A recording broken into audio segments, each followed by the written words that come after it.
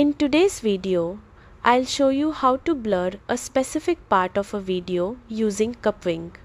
This is perfect for hiding sensitive information or adding a simple creative effect, even if you're brand new to video editing. Start by opening Kapwing Studio in your browser and uploading your video. You can drag and drop the file or use the upload button to select it from your computer. Once the video loads, it will appear on the canvas and timeline ready for editing. Next, duplicate the video layer.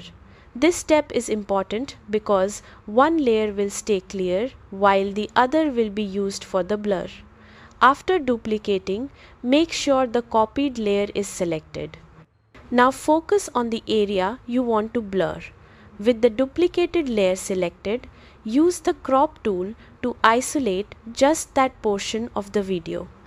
Resize and move the crop box until it covers only the section you want hidden, leaving the rest of the frame untouched. Once the cropped area is set, head to the Adjustments panel on the right side.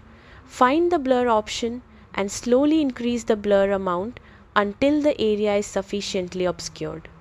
Preview the clip as you adjust to make sure the blur looks clean and consistent throughout the video. When everything looks right, export your project and save the finished video. That's it.